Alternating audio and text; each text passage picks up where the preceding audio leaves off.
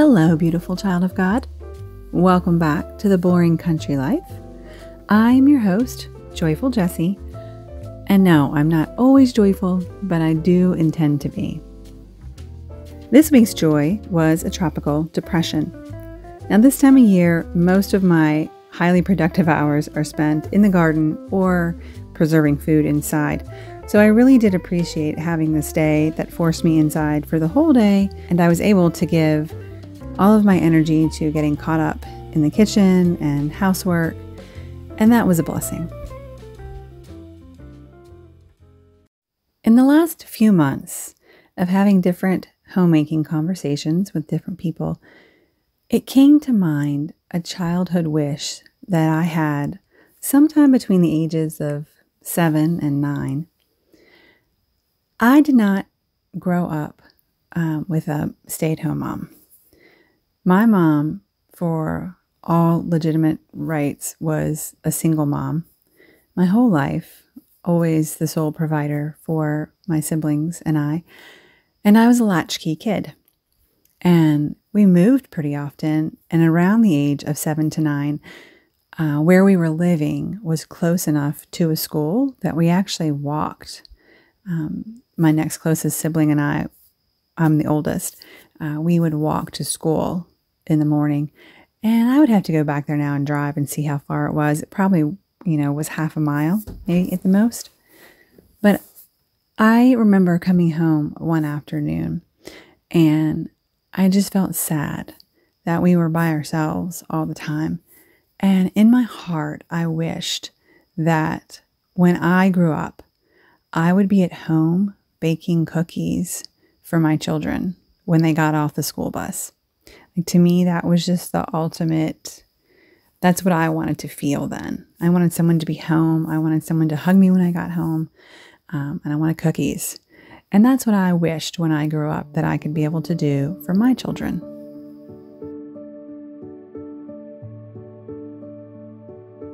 I love how God knows our hearts even before we may know Him. And He fulfilled my desire even more abundantly and in a way that I didn't know was even possible. When my husband and I were married in 2001 and then found out we were expecting our first child, it was something that we both agreed on, that we didn't want to send our children to anyone else to be raised or educated.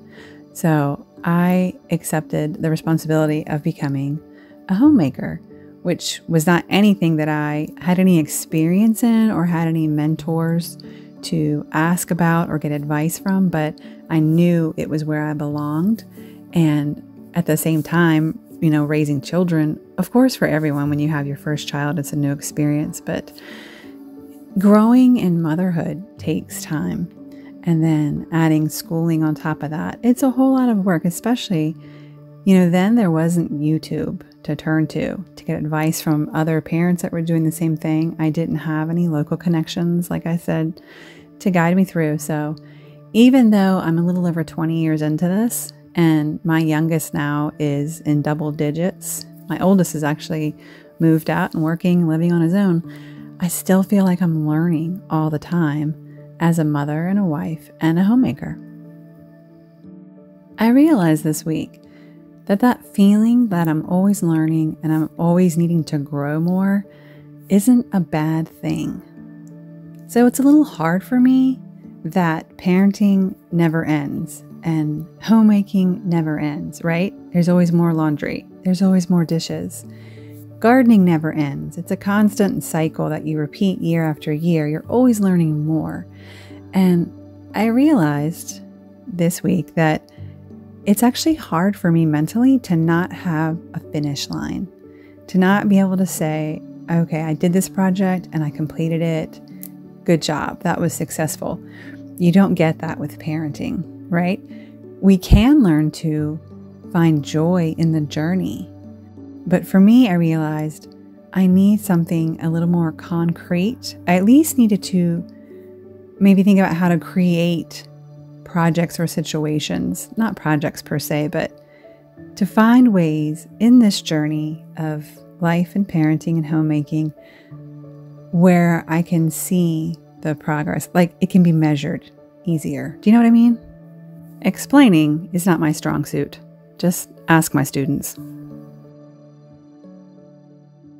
I'm an on-time or early kind of person, but not consistently disciplined enough to keep a strict schedule at home.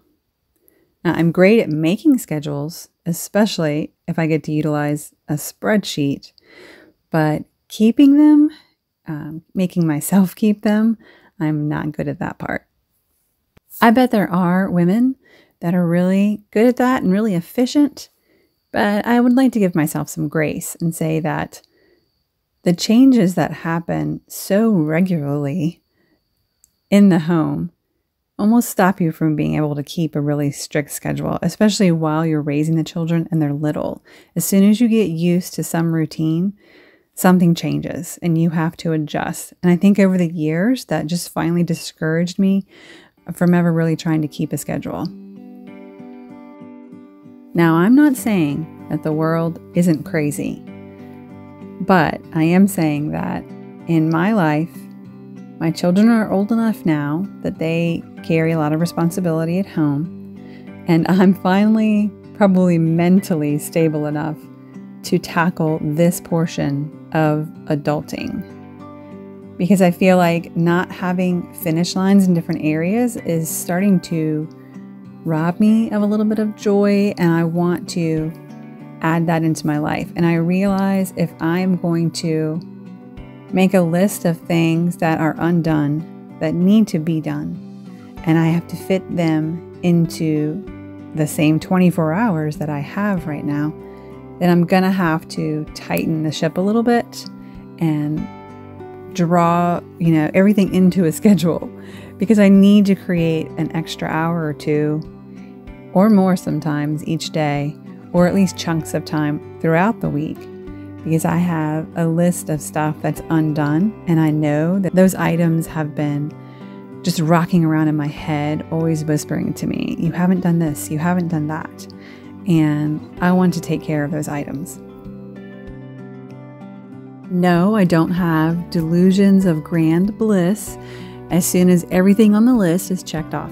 I know that the joy is in the journey, and that God is going to have growth for me as I learn to discipline myself and to be more consistent with my time. And I know it's not only going to bless me, but it's going to bless my household and my children. I also know that no matter how amazing the schedule that I design for a week looks, that some days I'm just not going to be able to stick to it at all. Whether it's because something else happens that stops me or because I just need a break. I'm actually kind of a rebel against myself. Like if I tell myself I have to do something, then I also tell myself, no, I don't. You're not the boss of me. Is there anybody else like that? So sometimes I have to trick myself into doing things by saying, here's the outline, here's what you're going to do this week, but you can do whatever you want. You don't have to follow it if you don't want to. And then somehow releasing myself from the obligation of having to do something gives me joy and freedom to do it and do it quickly and do it well. So I don't know why that is. I'm sure it's some childhood thing, but that's how my brain works. Do you want to hear the first 10 things on my list of things to accomplish? Well, if you're still listening, obviously you do, but when I finish items on this list, I will probably have other things to replace them. So that's why I'm just calling these the first 10 items. So the first one is I need to finish the king size quilt for my husband and I's bed that I started either in 2018 or 2019. I noticed back then that the quilt we had, which was at least 10 years old, maybe older, and had been used constantly on our bed, was starting to fray at the edges. And now it's so bad that like my fingers can go through holes on the edges. So I really need to finish this quilt. I am not going to buy a new one. I already have all the material to finish the quilt, and I'm close to halfway finished. I think there's 9 lines in the quilt, and I've done 4 of them. So I've got to make time for that. That probably won't happen until winter when the garden's completely done. And my goal for all these items, I just want to see how far I can get through all of them by the end of March next year, March 2025. Because I know when gardening season starts back up next year, that's going to take over my life again. But for now, I'm just getting my mind prepared and making plans that these are the things that I want to work on between now and March. The second item, and I'm going to hopefully get this done by taking 2 or 3 evenings a week, taking an hour out of my evening relaxing time once the kids have gone to their rooms. And I'm going to finish the homegrown herbalist class that I purchased in August of 2023. I got it on sale, and I probably did 4 to 5 days of the class, and then I didn't do any more. So I really want to finish that, and I'm just going to treat it like it's a school course for me. And so in the evenings, hopefully 2 to 3 hours a week, I will get that done. I need to make more of my comfrey calendula cream. That's the third item on my list. I give that away mostly as gifts at Christmas time, or if I hear of someone that has an ache or pain, broken bones, whatever, that cream is really good for. And I sell it occasionally if there's people that want to keep coming back and getting it consistently. But I don't sell it like consistently because it would become a time hog to me. Like if that became a project that I was trying to be a growing business, then that would take over my life also. So I limit myself and I don't do that. But I'm out of the cream. I do have plenty of the oil. I grow the comfrey, I grow the calendula, and then I make an oil with it. And then after that, you warm it and you mix beeswax, and I do lavender essential oil and vitamin E and pour it in the jars. And it's a great cream, but I gave my last one away a month ago, and I've had requests for more, and I don't have any put together. So I have the oil. I just need to put it together, and I have not made the time for that. There are 2 rooms in my house, so that's my 4th and 5th item, that remain fairly cluttered. Now, I'm not a minimalist. I do like to be organized, though. It's just not possible to be a minimalist when you're a homesteader. There are so many things that you need throughout the year. You might only use them a few times, but you have to have them. And I also double and triple use certain spaces in my house for different things, especially when crops are coming in. They can take over the dining room. They can take over part of the living room. So my house stays kind of flexible, but I really need to find some permanent organizing functional features to go in my dining room and my laundry room / mud room. So I really need to work on those 2 things. Some of that will require money, but it also requires committing to, do I want a permanent large piece of furniture in a room where I move stuff a lot? So that's going to take some thinking time. Number 6, we started working with an attorney in January of 2023 to have a will and trust completed for our family. And I am just not finishing our part. We had our first meeting, did all that paperwork, did emails, and now we're supposed to make edits and final touch-up stuff, and I just have not made time to do that. So I really hope I get it done before the year's over. Can you imagine it taking 2 years to do that? It should be simple, but there's so many what-if questions. Anyway, we have a family business. My husband is self-employed, and we had to update the website recently. It had been so long since its last update that there were a lot of security features that it didn't have, that lots of modern websites have. So in that update, we basically had to redo the whole website. So it's just like bare bones right now, and I need to get in there and spend many hours updating and adding more pictures and more information back on there, and I haven't made time for that. Number 8 is a deadline that I actually have by the end of August. And I've been trying to take actions. I have taken actions to get closer to finishing this, but there's a flyer that I need to get finalized and printed and taken to the post office. We are advertising for an evangelistic series that we're really excited about, that Amazing Facts is doing, called Prophecy Odyssey, and we're sending flyers out to our entire county. So that actually has a deadline because the evangelistic series starts, I think, September 20th. So I need to get the advertising done soon. Number 9, this might be something that just ends up being really simple because I throw everything in the trash, or it might be a little more complicated, but I think it's been 2 or 3 years since I grew loofah plants. Actually, I only grew one plant and I got hundreds of loofah off of it. And we processed many of them and have terrific loofahs from them that we still use, but I probably have at least 30 more of the fruits just dried and on a shelf. And I don't want to throw them away in case they're good. Like if I process them, maybe I'll get more terrific loofahs out of them. But I also don't want to cut into them just yet and find out they're trash and have to throw them away. So it just hasn't been done. They've been sitting on my shelf for probably 2.5, 3 years, and I need to get rid of them. So eventually we're going to cut open a loofah plant and see if it's any good 3 years later. And the last thing on my list is for my own health and comfort, I still want to lose about 25 more pounds. I lost almost 20 pounds in the last year, starting from July 2023 until now. So I need to keep staying consistent on that. You know, a lot of things with health, the easiest thing to push off your schedule when you're busy is taking care of your own health, and especially exercising. And maybe it is still considered exercising when I'm working in the garden. It's just not like a relaxing exercising, I guess, per se.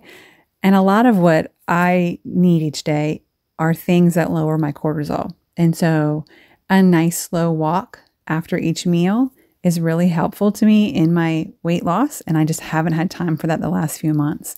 As a Christian, I do want my body to be in the best condition it can be in. No, I'm never going to be a marathon runner, but I want to be as healthy as I can be so that I'm available for God to use me however He needs to for as long as He needs to. I don't want my usefulness to God to be cut short because I didn't take care of the body that He gave me. But I also know that in regards to the 8 laws of health, and if you aren't familiar with that, New Start is what you can look up online, and each letter stands for something. It's nutrition, exercise, water, sunshine, temperance, air, rest, and trust in God. So I think sometimes everyone focuses a lot on just the nutrition or just the exercise. And if you're skipping any of those 8 areas, you're still compromising your health. So while I do want to lose weight, and I know exercise is important, I know also that sleep is really important, especially in my 40s now. And I know that the trust in God part, which has a lot to do with anxiety, is also an important area not to neglect.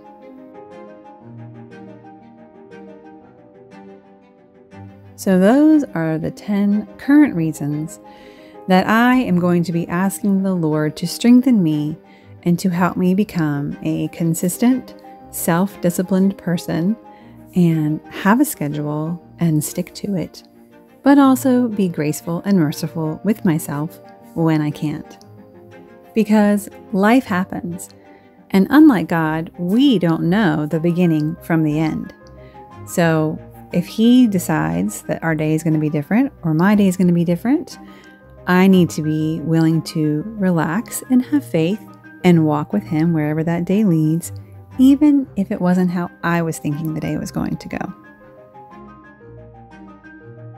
I hope that you don't have too much idle time on your hands, because I know that in this day and age that can lead to a lot of worry, more space for worry and anxiety. It's better to be busy, but also to be aware of the Lord and His controlling hand in all things.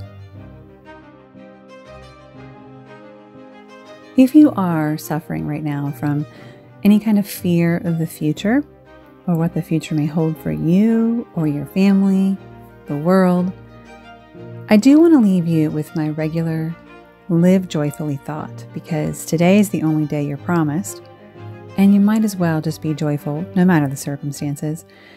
But I also want to leave you today with a 1-minute advertisement for the evangelistic series that we are joyfully advertising. It is from Amazing Facts. It is called Prophecy Odyssey, And it will be broadcast live from Manhattan, New York. I believe it's September 20th when it begins. So you can attend live. They're going to have lots of extra features there. But you can also watch from the comfort of your home, whether you have YouTube like you're watching me on now, or Roku, or access to the Hope channel. If you want to know your Bible better, and you want to have more peace about what the future holds, and Jesus' second returning, which I happen to believe could be very soon, I highly recommend this program. And until we meet again, remember to live joyfully.